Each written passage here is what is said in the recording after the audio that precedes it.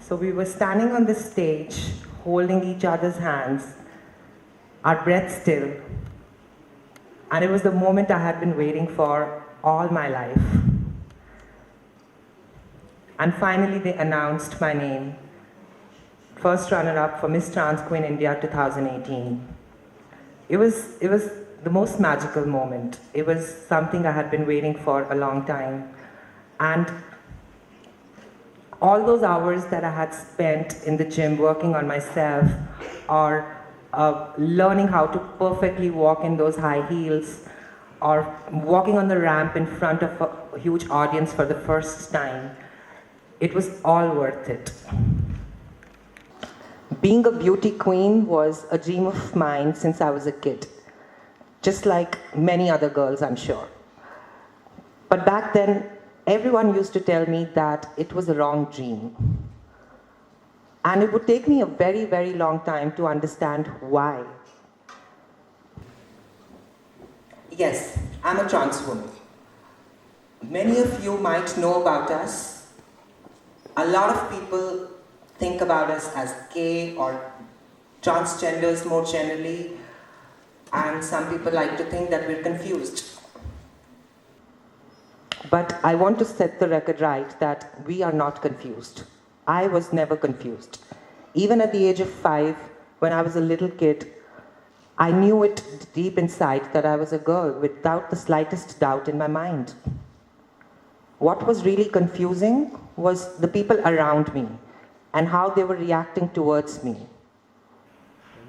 And at the age of 5, I did not know what being a boy or being a girl meant. I just was being myself. And think about it. Your gender is not defined by your body parts.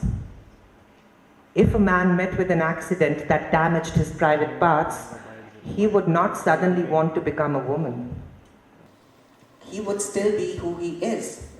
He would try to surgically correct his body the best he can, and that's exactly what I did. So I fail to understand sometimes that what is it so difficult about trans women that people don't understand or don't want to accept. Being from Shimla, which is a very small town, it only added to my problems as a kid. It was extremely difficult waking up every day and getting ready to step out in the world just to face their cruel pranks, their abuses, and getting mocked at, getting laughed at. And I really sometimes don't want to even, I don't like to think about my childhood because I feel that was the worst phase of my life. And I truly wish that no child ever has to go through that. So while I was struggling with the demons of gender dysphoria, I always thought that I wanted to go as far as possible from my home where nobody knows me and I can probably live a better life. So when I was 17, I moved to Bangalore for my college, and it was slightly better. People used to think of me as a homosexual person, and I was happy letting them think like that because, to be very honest, it's slightly easier to come out and live in the society today as homosexual as opposed to coming out as a trans, because that raises far more eyebrows.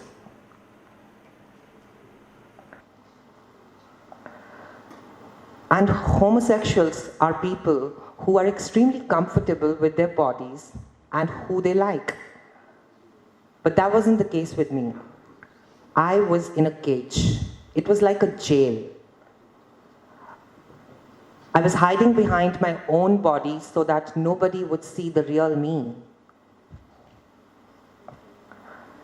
It was really difficult. And during the pageant, I met so many trans women who were forced to leave their houses when they were young kids. They never got good education. They don't have any job opportunities. They're forced to get into begging on the streets or to do sex work because the society doesn't give them any other options. I chose to do modeling because it was my dream. It had been my dream since I was a kid. And although it took me a very long time to get to that, but when I was really struggling with my identity, and although I had discovered that I was a trans woman, the fear of coming out as a trans woman to your family, to your friends, to anybody was huge. So I decided to live my life the way it was and not tell anybody about the real me. Because I felt that my happiness would cost me my family's happiness, and that is not something I wanted.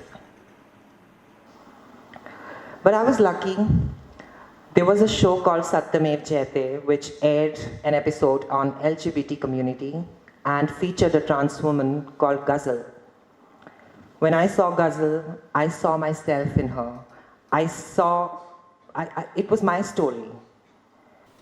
I was in tears, but I decided to take a leap of faith and send that video to my parents. And I hoped that they would support me this time. And I was lucky they did. The journey of transition began. The transition journey can be excruciatingly painful, both emotionally and physically. And it's usually a 5-year-long process, and I'm currently in my 4th year. Once I had my sex reassignment surgery, I could have gone back to my 9-to-5 job, which is what I have been doing for a very long time. But I decided to choose modeling because that was a dream. And although for a trans woman who is above 30, it is not easy to be a model. But I like challenges. And that is why I decided it, because I had spent a lot of my life, not accepting myself, not accepting my feelings, and living by the standards that were set by others. So I was not going to make the same mistake again. This time I wanted to take charge of my life and follow my dreams. And that's exactly what I did. Coming from a corporate background, with no experience in modeling, with no experience in facing cameras, it was difficult. But then in the end, I did emerge as a winner.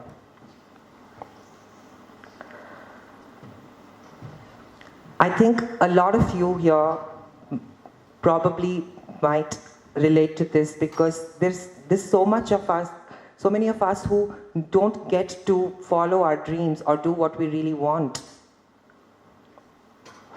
Because sometimes we just have to go for the other options because we're under some kind of pressure. Or sometimes it takes you a very long time to realize what it is that you actually want.